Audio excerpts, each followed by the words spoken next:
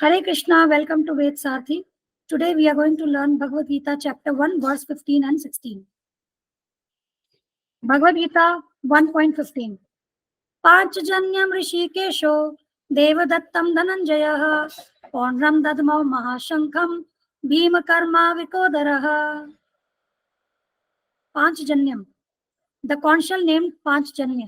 Rishikesh, Krishna, the Lord who directs the senses of the devotees. Devadattam, the conchal named Devdatt. Dhananjaya, Arjuna, the winner of wealth. Pondram, the conch named Pondra. Dadmau, blue. Mahashankham, the terrific conch shell. Bhim Karma, one who performs Herculean tasks. Vrikodaraha, the voracious eater. Bhim. Translation. Lord Krishna blew his conch shell called Panchjanya. Arjun blew his, the Devdat. And Bhim, the voracious eater and performer of Herculean tasks, blew his terrific conch shell called Pondra. Bhagavad Gita 1.16. Anant Vijayam Raja Kunti Putro Yudhishthiraha Nakulaha Sahadevascha Sughoshmani Pushpakau. Anant Vijayam, the conch named Anant Vijay. Raja, the king. Kunti Putraha, the son of Kunti. Yudhishthiraha, Yudhishthir. Nakulaha, Nakul. Sahadevaha, Sahadev. Cha, and. Sughosh Mani Pushpakau, the conch's name Sughosh and Mani Pushpak. Translation. King Yudhishthir, the son of Kunti, blew his conch shell, the Anant Vijay, and Nakul and Sahadev blew the Sughosh and Mani Pushpaka. We are now studying the verses under the theme Signs of Victory. Verse number 14 we have already covered in the previous video. Now in this specific video, we are covering the verses 15 and 16. Now we'll try to understand these two verses from Dua perspective, that is, discover, understand, and apply. First, discovery. In the verses 1.15 and 1.16, the names of the conch shells of Krishna and Pandavas are mentioned. So this is sign of victory, basically. Why? Let us try to understand. Mentioning the names of the conch shells indicates that these conch shells were not ordinary conch shells. They were divine. No such names of conch shells were described for the Kauravas' army. And this blowing of the conch shells was specially encouraging to the soldiers in the Pandavas' army. Whereas on the other side, that is on the Kaurava side, no such credits were there, nor Krishna and Goddess of Fortune were there. So they were predestined to lose the battle. And that was the message that was announced by the sounds of the conch shells. So basically these conch shells, which were blown by the great warriors in the Pandavas' army, they were special conch shells. They were divine. And they encouraged the army, the Pandavas' army. Whereas, for Kauravas, there is description of conch shell being blown by Bhishma Dev. But that also is not out of, enthusiasm or encouragement. Bhishma Dev blew the conch shell just to drive out the fear from Duryodhana's heart and please him. Why? Because when Duryodhana looked at the army of the Pandavas, he was fearful because he didn't expect that, Pandavas will be able to gather such a huge army. So to drive out his fear and to make him happy, Bhishma Dev blew the conch. So that means Bhishma Dev did not blow the, conch shell out of enthusiasm for the war.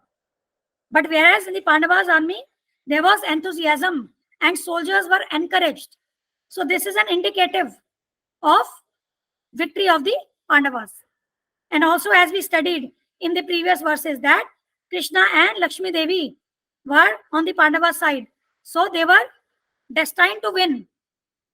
Whereas no such positive signs were there for the Kauravas' army. Now names of the different conch shells that are mentioned in these two verses. Panchjanya conch shell belong to Krishna, Devdatt to Arjun, Pondra, Bhim, Anant Vijay Yudhishthir, Sughosh, Nakul, Mani Pushpak, Sahadev. Okay, now application here that we should walk on the path of Dharma, then Krishna will be with us and Lakshmi Devi will be with us and we will be victorious in life. And what is our victory? The victory for us is that we must attain the purpose of human life.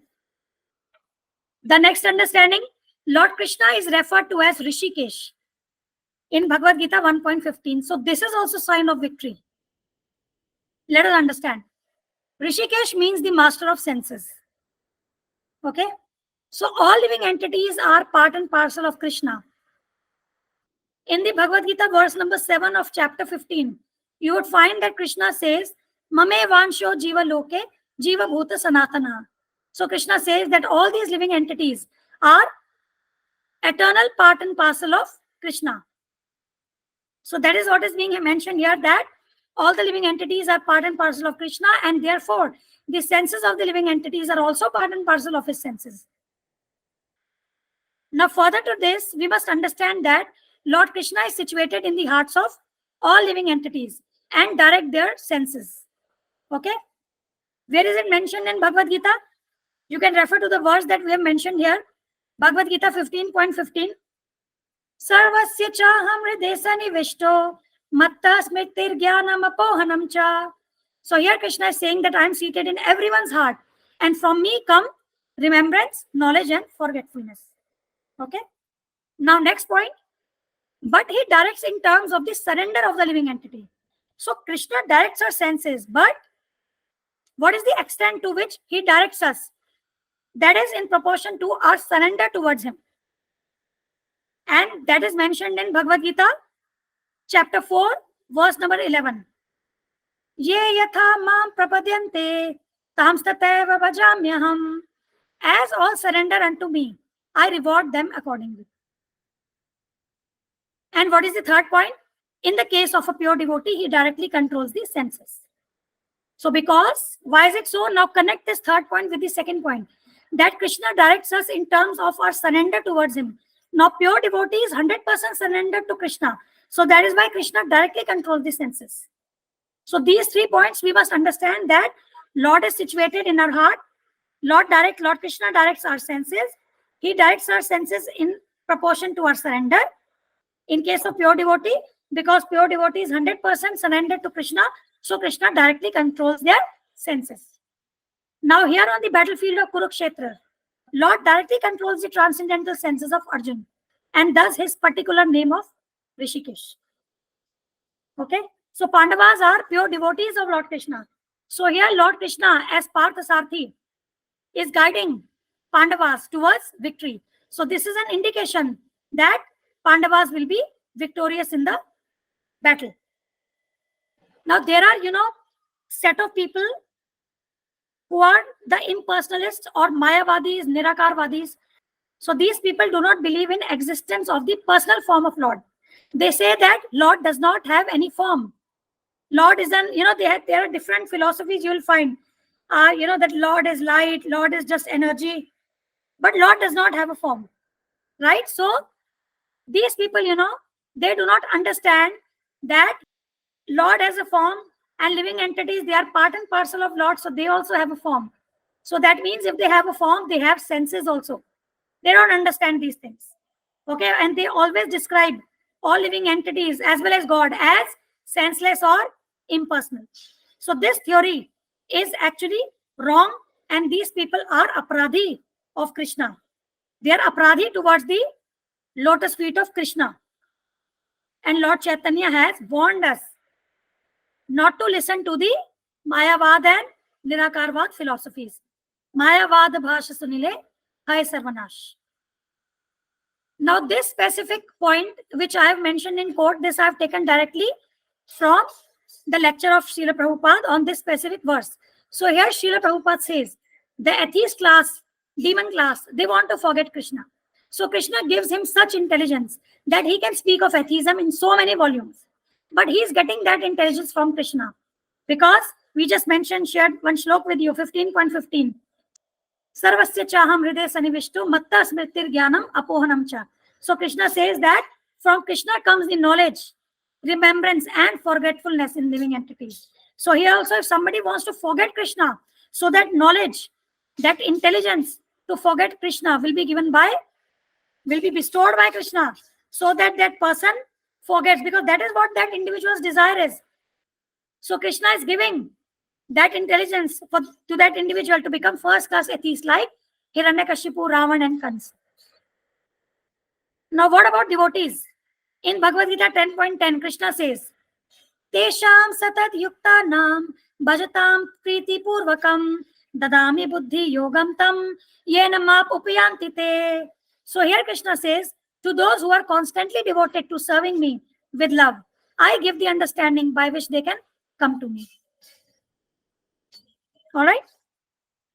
Now, if a living entity wants to serve Krishna, then Krishna gives the knowledge and intelligence to that living entity to be able to serve him. Okay. So basically, how much Krishna guides us depends on our surrender. If we are 100% devoted, so Krishna would take the charge of all our activities, all our senses. In Bhagavad Gita 1.15, Prabhupada ji has given different names of Krishna based on his different activities. So we'll be sharing those names with you in the next slide. Meanwhile, let us first complete the application part of this specific verse. Now, application is that, number one, we must surrender to Krishna by surrendering to his bona fide representative, so that we get the guidance on how to reach him. So this is one of the application. And second, we should not get influenced by impersonalism, which denies the existence of personal form of Lord. Now moving over to the different names of Krishna given by Srila Prabhupada in the verse 1.15 purport. So different names are Madhusudan, because Krishna killed the demon whose name was Madhu. Govinda, because Krishna gives pleasure to the cows and to the senses. Vasudev, because Krishna appeared as the son of Vasudev. So please be careful when you are referring to the father of Krishna. So father of Krishna is Vasudev, not Vasudev. You say Vasudev and Devki, okay, and not Vasudev and Devki, because if we are saying Vasudev and Devki, then basically what we are talking about Krishna and Devki, and not Krishna's father and Devki. So Vasudeva is Krishna's father and Vasudeva is Krishna. Then Devki Nandan, because Krishna accepted Devki as his mother. Yashoda Nandan, because Krishna awarded his childhood pastimes to Yashoda at Vrindavan. Now there is another name, Nandanandan, because Krishna accepted Nanda Maharaj as his foster father at Vrindavan. Next, Parth Sarthi, because Krishna worked as charioteer of his friend Arjuna. Now Parth is another name of Arjuna, and Sarthi is charioteer. Okay. Then Rishikesh, because Krishna gave direction to Arjuna on the battlefield of Kurukshetra. So these are the different names. Now moving over to next discovery. Arjuna is referred to as Dhananjay in Bhagavad Gita 1.15. Again, this is the sign of victory. Why? Because this specific name, Dhananjay, basically implies that Arjuna helped his elder brother Yudhishthir in fetching unlimited wealth when it was required by Yudhishthir to make the expenses for different sacrifices. So this is the exceptional capability of Arjuna that is being mentioned here. Similarly, Bhim. Bhim is referred to as Vrikodar, and his activities are referred to as Bhima Karma. Bhima Karma means one who is able to perform very, very difficult tasks. So this is also a sign of victory, because that is the exceptional capability of Bhim. Now, why Bhim is known as Vrikodar? Because Bhim could eat as voraciously as he could perform Herculean tasks, such as killing the demon Hidimba. Now here Prabhupada has given one understanding to us that Bhim could eat voraciously, as well as, he rendered service. Now what should we learn from this? We learn that if we just eat sumptuously but do not engage in service, then that is not good. Okay? So what is the application? That we must engage in devotional service, and we must not engage in eating and other sense gratification activities. Because devotional service is the most important. It is only due to devotional service that we will be able to actually revive our forgotten relationship with Krishna. So it should not be like we are involved in eating, sleeping, mating, defending, which are the activities which even animals do. And then we do not perform devotional service. Then what will happen? Then we are just doing the activities of animals, and we are not fulfilling the purpose of human life. So devotional service, very, very important. And all these names, Rishikesh for Krishna, Dhananjay for Arjun, and Vrikodar for Bhim, are according to the activities they are engaged in. Next, Yudhishthir is referred to as Raja in Bhagavad Gita 1.16, and also the name of the conch shell of Yudhishthir. So this Anant Vijay, the name of the conch shell, is also one of the signs of victory. Understanding. In the beginning, if you recall, in Bhagavad Gita 1.2, Sanjay mentioned Duryodhan as Raja. Now here in this specific verse, Sanjay is mentioning Yudhishthir as Raja, and particularly he is mentioning Kunti Putra here. Who is that individual he is referring to as Raja? He is referring to Kunti Putra as Raja, so that there is no confusion.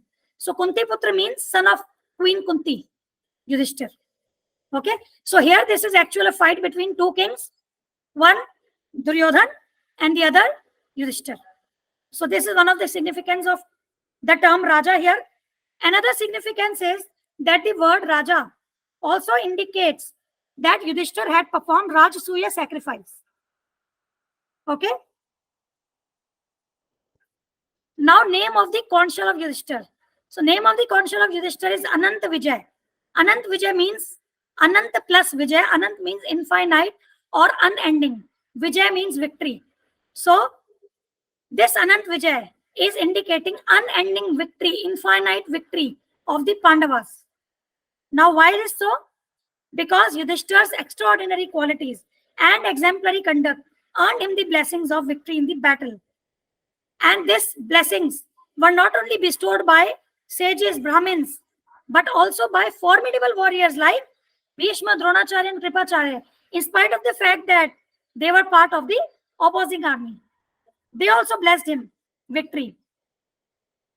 Now another meaning of Anant Vijay, Anant is also one of the names of Krishna. So another meaning of Anant Vijay will be what? Anant means Krishna, Vijay means victory. So one who has attained victory over Krishna. Now how do we understand this? That Krishna was deeply impressed with Yudhishthir's remarkable qualities, and as a result, Krishna appointed him as the ruler of the entire world. Okay?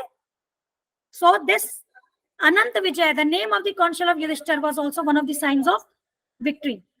Now application, we must become pure devotees of Lord Krishna, just like the Pandavas. Now this table we have updated. In the last verse, when we discussed 1.14, we listed 3 points here, which were indicating the signs of victory. Now based on verses 1.15 and 1.16, we have added additional points from point number 4 to point number 8. So let us just read out these points. So 1.15 and 1.16, divine nature of the conch shells of Krishna and Pandavas is indicating the victory of Pandavas. Then 1.15, Krishna being referred to as Rishikesh because he is present in the field to direct the Pandavas towards victory. Then 1.15, the exemplary quality of Arjun, here being referred to as Dhananjay, who has the capability of gathering unlimited treasures. And then actions of Vrikodar Bhim, being described as Bhima Karma, one who performs ferocious actions. This is one of the signs of the victory. And then name of the conch shell of Yudhishthir, Ananta Vijay, meaning infinite or unending victory. This is in 1.16. So this also indicates sign of victory for the Pandavas. Okay. The other points that we come across in the subsequent verses, we will be adding up in this table. That's all on these 2 verses. We dedicate this channel and all these videos to His Divine Grace A.C. Bhaktivedanta Swami Thakur, Srila Prabhupada. Srila Prabhupada ki Jai. Thank you. Hare Krishna.